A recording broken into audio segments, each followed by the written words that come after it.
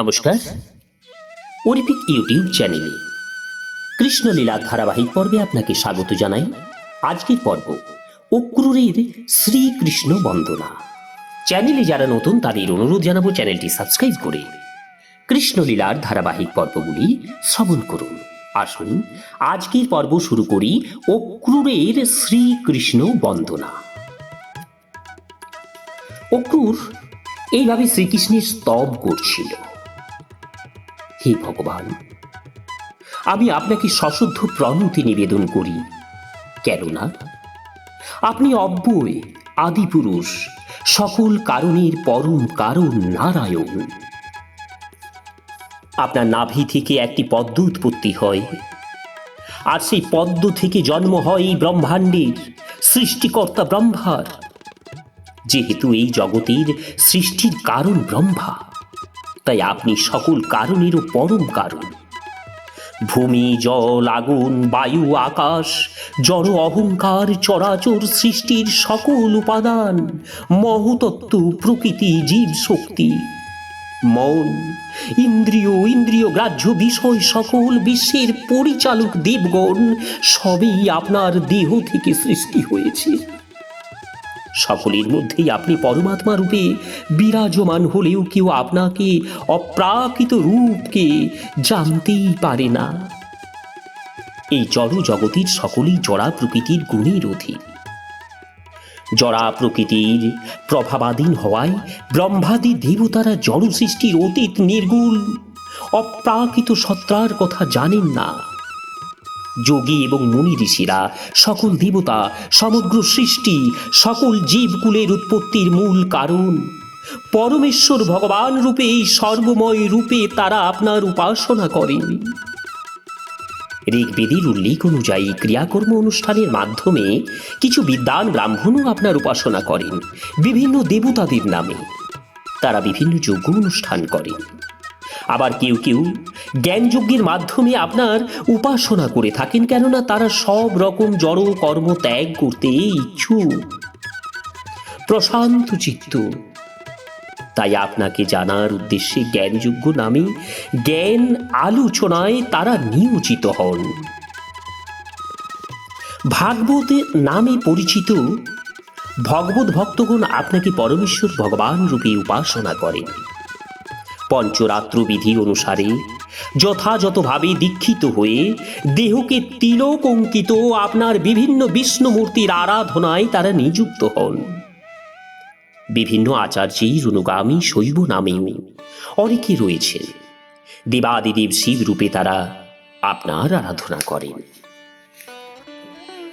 ভগবদ্গীতার বর্ণনা করা হয়েছে যে দেব উপাসনাও পরোক্ষভাবে পরমেশ্বর ভগবানেরই উপাসনা, কিন্তু ওই রকম উপাসনা বৈধ এবং নিষ্ঠাযুক্ত নয়, কারণ আরাধ্যদের হচ্ছেন পরমেশ্বর ভগবান নারায়ণ।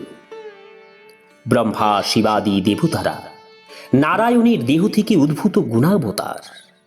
প্রকৃতপক্ষে সৃষ্টির পূর্বে পরমেশ্বর ভগবান নারায়ণ ছাড়া কিছুরই অস্তিত্ব ছিল না, কিন্তু দেব উপাসনা নারায়ণ উপাসনার সমপর্যায়ভুক্ত নয়। অক্রূর বলল, দেব উপাসকদের মন কোনো দেবতায় নিবদ্ধ হলেও সকল জীবকুল এবং দেবতাদেরও আপনি পরমাত্মা। তাই দেব উপাসনা পরোক্ষভাবে আপনারই উপাসনা। বর্ষা ঋতুতে পর্বত থেকে প্রবাহিত হওয়ার পর ছোট্ট ছোট্ট নদীগুলি কখনো কখনো সমুদ্রে পৌঁছতে পারে না। কোনো কোনো নদী সমুদ্রে পৌঁছায়, আবার কোনোটি পৌঁছায় না। ঠিক সেই রকম দেব উপাসকরা আপনাকে লাভ করতে পারে, আবার নাও করতে পারে। এই বিষয়ে কোনো নিশ্চয়তা নেই। তাদের উপাসনা বলের উপরই তাদের সাফল্য নির্ভর করে।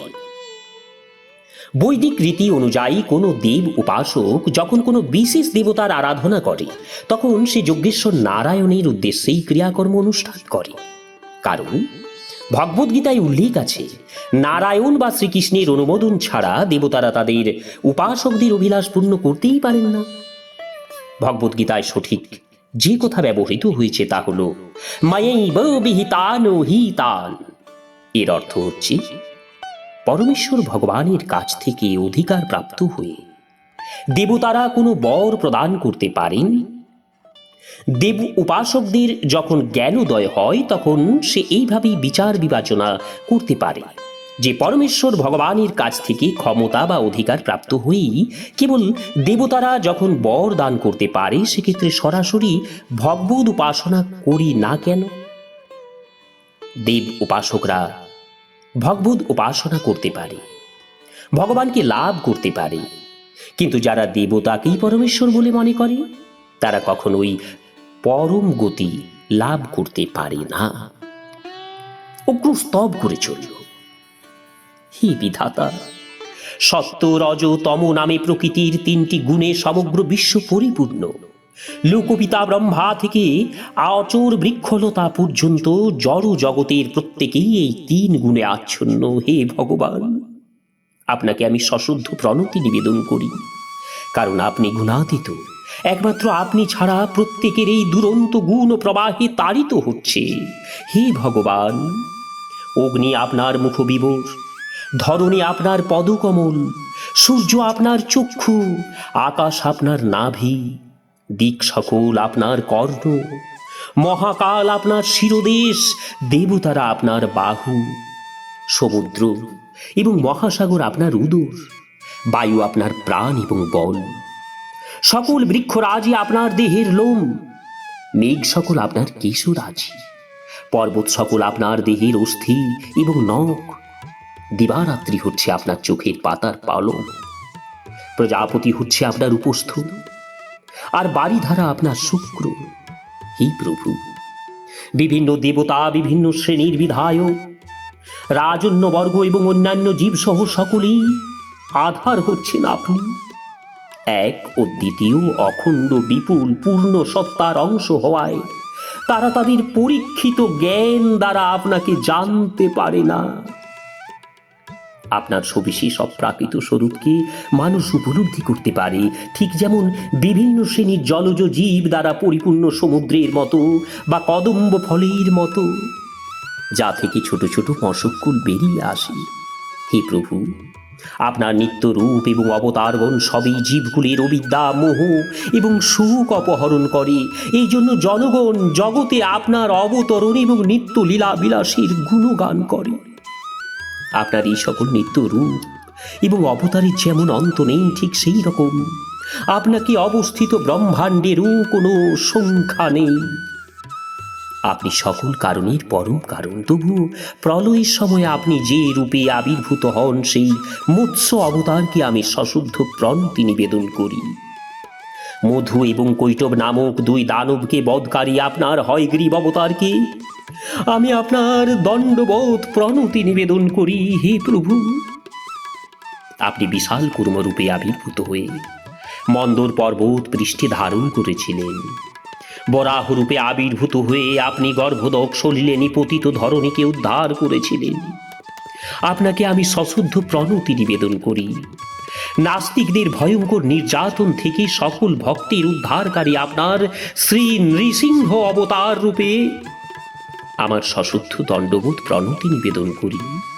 হে প্রভু, পদকমল দ্বারা ত্রিভুবন অতিক্রমণকারী বামন রূপী আপনাকে আমি আমার প্রণাম জানাই।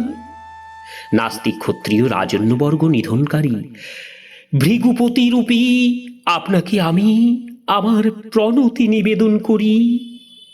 আর রাবণ নিধনকারী রঘুনাথ শ্রীরাম রূপী আপনাকে সশুদ্ধ প্রণাম জানাই। রাঘবেন্দ্র ভগবান শ্রীরামচন্দ্র রূপে আপনি সকল ভক্তির উপাস্য। বাসুদেব, শঙ্কর্ষণ, প্রদ্যুন্ম, নিরুদ্ধ রূপী আপনাকে আমার ভক্তিপূর্ণ প্রণাম জানাই। নিরীশ্বরবাদী এবং আসরিক মনোভাবাপন্ন জীবকুলের বিভ্রমকারী বৃদ্ধ রূপী আপনাকে আমি আমার সশুদ্ধ প্রণাম জানাই। অবৈদিক, অনার্য, স্ম্লেচ্ছ তথাকথিত রাজন্যবর্গকে দমনকারী কল্কি রূপী আপনাকে আমি আমার সশুদ্ধ প্রণতি নিবেদন করি। হে প্রভু, এই জগতে সকলেই আপনার মায়ামোহে আচ্ছন্ন। আমিও আমার এই মিথ্যা অভিমানের বশবর্তী হয়ে প্রত্যেকেই আপন আপন কর্মফল ভোগ করে থাকি। এক দেহ পরিত্যাগ করে অন্য দেহ ধারণ করে চলেছি। হে ভগবান, এই সকল মায়ামোহিত জীবগুলির মতো আমিও একই অবস্থা প্রাপ্ত হয়েছি। দেহ, গেহ, স্ত্রী, সন্তান আদি এবং সম্পদ আদিতে আমি এবং আমার এই জড় অভিমানে অভিভূত হয়ে আমি নিজেকে সুখী মনে করছি। প্রতিনিয়ত এই ভাবনায় আবিষ্ট হয়ে মূর্খের মতো আমি এগুলিকে নিত্য এবং সত্য বলে গ্রহণ করছি। হে ভগবান, জড় অভিমান বশত সকল দুঃখের কারণ অচিত, অনিত্য এবং অসৎ। এই দেহটির মতো সব কিছুকেই আমি নিত্য এবং সৎ বলে গ্রহণ করেছি। এইভাবে মায়া বিমোহিত দ্বন্দ্বময় ভাবনায় আবিষ্ট হয়ে আমি দিব্যানন্দের আধার আপনাকে বিস্মৃত হয়েছি। তৃণাচ্ছাদিত জলাশয় ত্যাগ করে মূর্খ জীব যেমন অন্যত্র জল অন্বেষণ করে, জীব তার তৃষ্ণা নিবারণ করতে চায়। মায়াবদ্ধ জীব, আপনার অপ্রাকৃত সান্নিধ্য রহিত হয়ে আমিও সেই রকম বিচরণ করছি। কিন্তু জলাশয় স্থান সম্পর্কে আমরা অজ্ঞ। আমরা প্রকৃত জলাশয় স্থান ত্যাগ করে যেখানে জল নেই সেই মরুভূমির দিকে ধাবিত হই। হে ভগবান, কর্মফলকামী দুরন্ত ইন্দ্রিয়ের দ্বারা তাড়িত হয়ে আমি মনসংযমে সম্পূর্ণ অক্ষম। হে প্রভু, সংসারকূপে পতিত মায়াবদ্ধ জীব আপনার চরণ কমলে আশ্রয় সুখ উপলব্ধি করতে পারে না। কিন্তু যে কোনো উপায়ই হোক, হে ভগবান, আমি আপনার পাদপদ্মে উপনীত হয়েছি। আর এটিকেই আমি আমার প্রতি আপনার অহৈতুকী কৃপা বলে মনে করছি। হে প্রভু, আপনি পরমেশ্বর, পরম নিয়ন্তা। আপনার যেমন ইচ্ছা তাই করুন। এইভাবে আমি উপলব্ধি করছি যে কেউ যখন জন্ম মৃত্যুর আবর্ত থেকে মুক্তি লাভের যোগ্যতা অর্জন করে, সে তখন আপনার অহৈতুকী কৃপার ফলে এই পথে আরো উন্নত হয়ে আপনার সেবায় আসক্ত হয়। ভগবানের চরণ কমলে পতিত হয়ে অক্রূর বলল, হে ভগবান, আপনার অপ্রাকৃত নিত্য রূপ চিন্ময় জ্ঞানে পরিপূর্ণ।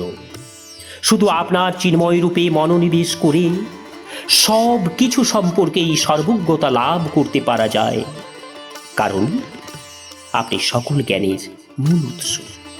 আপনি সব রকম শক্তির অধিকারী, পরম শক্তিমান।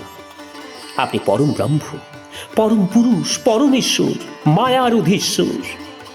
আপনাকে আমি সশুদ্ধ প্রণাম জানাই, কারণ আপনি সৃষ্টির মূল আধার, বাসুদেব।